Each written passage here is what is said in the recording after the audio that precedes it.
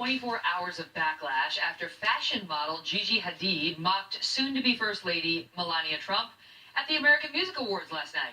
In moments, we'll speak with actor Tim Allen about the increasingly angry divide between Hollywood, Washington, and much of America. See, he gets it. But first, we're going to check in with Adam Housley on exactly what went down and how the network and the award show are now defending themselves. Adam? Yeah, Megan, we've seen a lot of Hollywood backlash, as you might imagine, in the last 2 weeks since the election, and it's very clear the election really isn't going over so well in Tinseltown. The most recent, last night's American Music Awards, where the president-elect Trump was, of course, a hot topic, as to be expected. But what was not really expected, and many say have crossed the line, was the surprising way co-host and model Gigi Hadid mocked future First Lady Melania Trump. Now, usually spouses and children of the presidents are off limits, we know that, but not with Hadid at the AMAs. She had pouted lips, she had a fake accent, and what many say are upset on social media and in the public because Hadid admitted that she worked all week to get her, quote, face right. And remember, the future First Lady is an immigrant herself. Take a look. I love my husband, President Barack Obama, and our children, Sacha and Malia. Not to be outdone, as you might imagine, there were other acts there. The Bay Area band Green Day, who during their performance of the song Revolution Radio, stunned really everyone in the crowd and those watching by leading an impromptu chant of, quote, no Trump, no KK, no fascist USA. This has also been heard really during protests in places like Portland and in Oakland. And finally, though, there was other stuff we can mention as well. Chrissy Teigen, the model, when introducing husband John Legend, was bleeped for using profanity and explaining her disdain for the election. She also had a dress malfunction, which actually caught most of the attention, but the introduction of Legend can't be ignored. So as you can see, Megan, we cover a lot out there in Hollywood, and right now it's not going so well when it comes to this election. Thank you, Adam. So is there something that Hollywood doesn't get about America? Joining me now, 2017 People's Choice Award nominee, Tim Allen. Yes, there we go, yes. Who stars in ABC's, thank you, Jess, better late than never. It stars in ABC's Last Man Standing, which airs on Fridays at 8 p.m. Eastern. This is your chance. Show him the jacket. Look at this promo, ABC. Whatever you're paying him, it's not enough. A lot of people don't know. Hello, welcome, subscribe to the channel, comment. A lot of people don't know that Tim Allen went to prison for like 7 years for smuggling cocaine. Got out, got the TV show, toolman, put out Pamela Allison.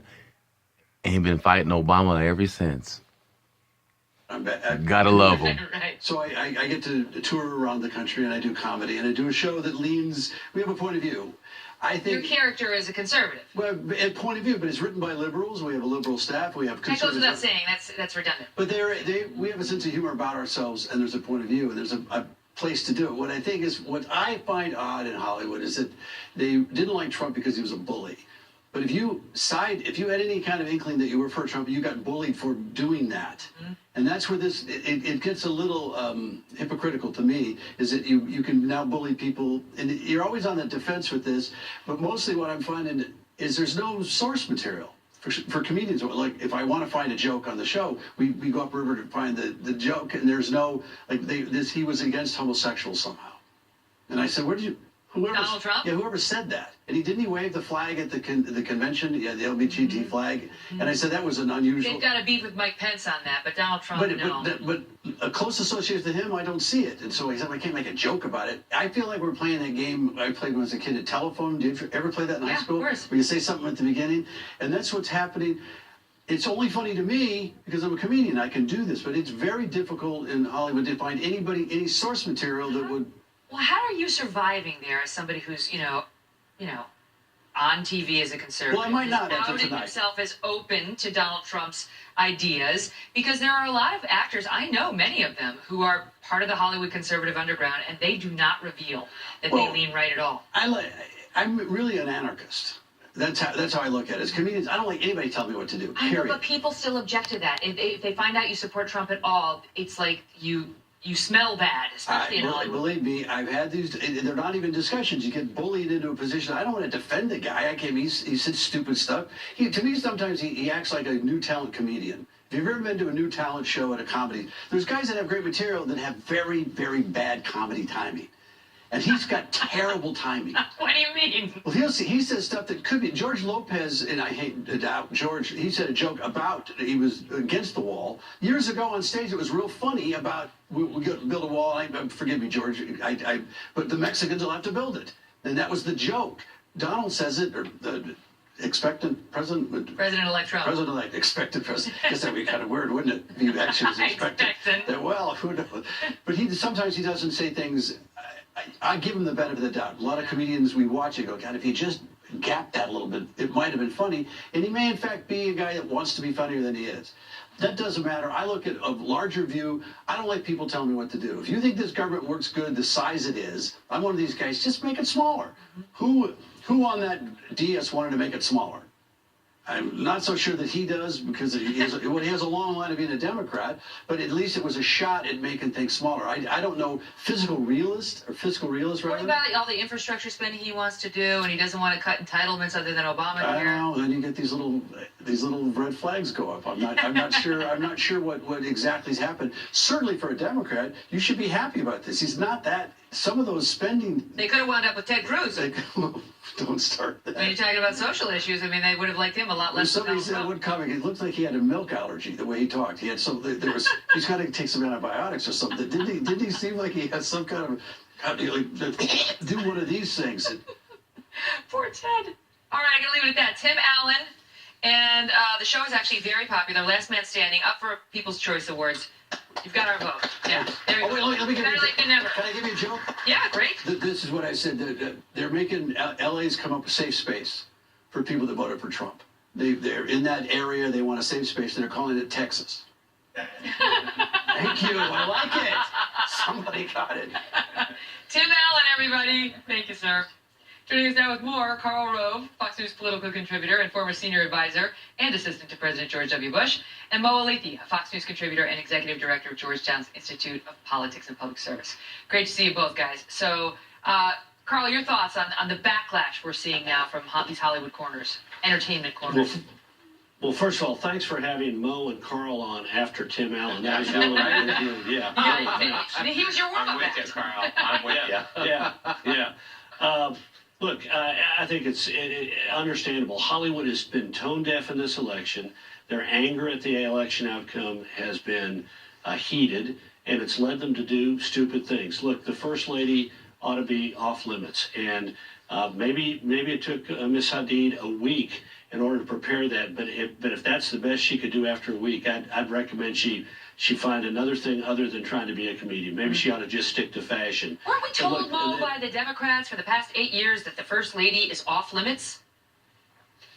Yeah, look, I didn't find that joke very tasteful. But let me say this. There's, Carl's right that people are angry.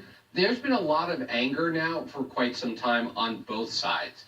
And I think some of the stuff that we saw last night wasn't appropriate, just as I think a lot of the stuff that we... And our inalienable rights, a reference to the Declaration's pledge of life, liberty, and the pursuit of happiness. If he had simply said, look, we hope for your administration's success in upholding our inalienable rights. And rather than saying, we hope that coming here tonight inspired you to uphold our American values and work on all our behalf, what if he'd said, we hope that you're inspired by what you heard tonight as you work on behalf of all Americans in our common country. The intimation right from the get-go was, you're against us, you're not going to even uphold our fundamental constitutional rights, and we're hoping that you were smart enough to finally figure it out during this show on Broadway. What he said is, to do the right thing. We are the diverse America who are alarmed and anxious that your new administration will not protect us, our planet, our children, our parents, or defend us, or uphold our inalienable rights, and goes on from there. But Mo, the Hamilton actor who lectured our vice president-elect has called women hoes on Twitter. There was a woman who tweeted out, remember when NFL players would just play the game, bang, mad hoes, and collect their checks? Guess that's not enough anymore. And he responded saying, the problem is hoes aren't what they used to be. If Ho Game would step up, cats wouldn't get distracted. So there's already questions being raised about whether this particular actor was in the best position to lecture Vice President-elect Mike Pence on unity. Yeah, and I hadn't seen those tweets, but let me say this just about the broad issue of what happened at Hamilton. The same people that are And I think That situation, outraged that he spoke truth to power in a setting that wasn't supposed to be political.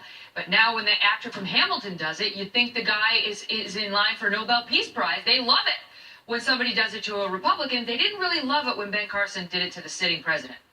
Yeah, my problem with what Ben Carson said has always been the substance of what he said. We just have a fundamental disagreement on the policy. And, you know, for people to speak up, that's one thing. Do it respectfully. Ben Carson and make was your respectful. point. He was respectful, but he got savaged. I'll give it to Carl. He got savaged by many on the left for having the nerve to say things like the debt is too big and we need to work on Obamacare right in front of the president. In a setting they said that was inappropriate and not meant for political speeches, just like Hamilton. Yeah. Well, look, he didn't say one thing. He didn't question President Obama's fundamental commitment to the Declaration of Independence and the promise of the Constitution, which is exactly what Mr. Dixon did on Saturday night by saying we're alarmed and anxious. You will not even uphold our inalienable rights. So, yeah, there was a difference. You're right. The left trashed Ben Carson. The right has been saying that. The right has been saying that about Barack Obama for years. I mean, let's be fair here. Well, and the right also defended Ben Carson, and now they're savaging the Hamilton actor. So there's hypocrisy on both sides. By the way, I challenge you viewers at home to say the word inalienable. Say it fast. Inalienable. Inalienable. It's not Fast. easy. 3 times Yeah. fast. Right, exactly. Great to see you both. Growing outrage tonight after the family of a fallen American hero is booed by first-class passengers on a flight out of California. Now this father in mourning is speaking out. Plus, one day after the head of the NSA meets with President-elect Trump, we hear suggestions he could soon be booted from his current role in the Obama administration. Former CIA Director James Woolsey and Secretary of Defense Advisor Mark Jacobson are next.